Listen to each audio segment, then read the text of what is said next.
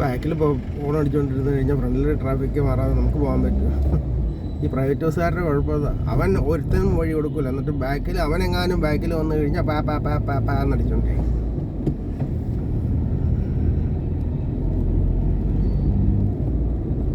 റോട്ടിൽ കൂടെ പോകുമ്പോൾ റോഡിൻ്റെ സെൻട്രൽ ലൈൻ അവൻ്റെ സെൻട്രൽ ലൈനും ഒറ്റ ലൈനായിരിക്കും. റോഡിൻ്റെ സെൻട്രൽ ലൈനും വണ്ടിയുടെ സെൻട്രൽ ലൈനും ഒറ്റ ലൈനാണ്. ലോകത്തൊക്കെ ഞാൻ കണ്ടിട്ടില്ല അങ്ങനെ വണ്ടി ഓടിക്കണം.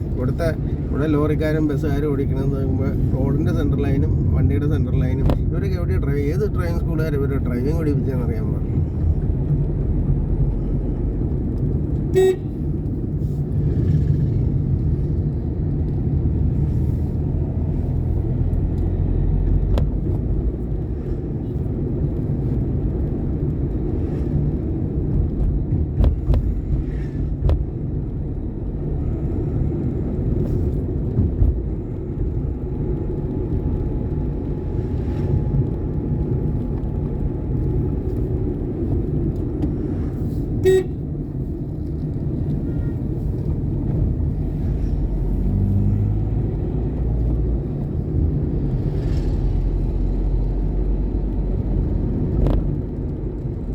ഇവിടെ വരെ വരച്ചിട്ടുണ്ട്. ഒരു പ്രൈവറ്റ് ബസ് ഓടുകയാണെങ്കിൽ ഈ റോഡിൻ്റെ സെൻട്രൽ ലൈൻ അവൻ്റെ സെൻട്രൽ ലൈൻ ഒറ്റ ലൈനാണ്. അന്ന് ഒരു കാലത്ത് സെൻട്രൽ ലൈൻ ഉണ്ടായിരുന്നില്ല. പക്ഷേ അന്നും നല്ല ഡ്രൈവിംഗ് സ്കൂളുകാർ പഠിക്കുമ്പോൾ അവർ കൃത്യമായിട്ട് പറയും സെൻട്രൽ ലൈൻ മനസ്സിൽ ഇമാജിൻ ചെയ്തിട്ട് ആ സെൻട്രൽ ലൈനിൻ്റെ ഇപ്പുറം വണ്ടി നിൽക്കണമെന്ന്. എന്നൊക്കെ ഡാംസിൽ പഠിക്കുക പുള്ളി പറയായിരുന്നു. അത് മൂവാറ്റുപുഴ എറണാകുളം റോഡിലൊന്നും ഇല്ല. പുള്ളി പറയും റോഡിലെ സെൻട്രൽ ലൈൻ നമ്മൾ മനസ്സിൽ ഇമാജിൻ ചെയ്യണം. എന്നിട്ട് ആ ലൈൻ അതിൻ്റെ അപ്പുറം പുള്ളി കിടന്ന് അപ്പം ഒഴുക്ക് പറയായിരുന്നു.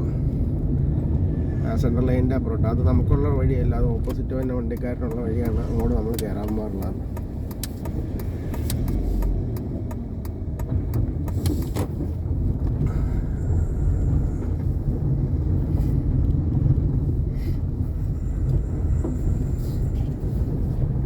ഡാംസിലെ ചേട്ടൻ പറഞ്ഞ് എനിക്ക് ഇപ്പോഴും ഓർക്കണ്ടേ, സെൻട്രൽ ലൈൻ പുള്ളി മനസ്സിൽ ഇമാജിൻ ചെയ്യാൻ പറയും.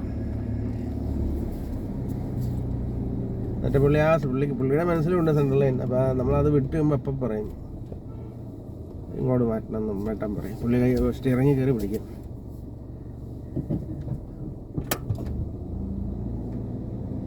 ഞാൻ ഡ്രൈവിംഗ് പഠിച്ച കാലത്ത് ഈ ഡ്രൈവിംഗ് സ്കൂളുകാരൊക്കെ ആരായിരിക്കും ഈ പ്രൈവറ്റ് ബസ്സുകാരെയും ലോറിക്കാരെയൊക്കെ ആരാ ഡ്രൈവിംഗ് പഠിപ്പിക്കാന്ന് എനിക്ക് മനസ്സിലാവും. ഒരു ബേസിക്സും ഇല്ലാതെ ഓടിക്കണം റോട്ടിൽ കൂടെ.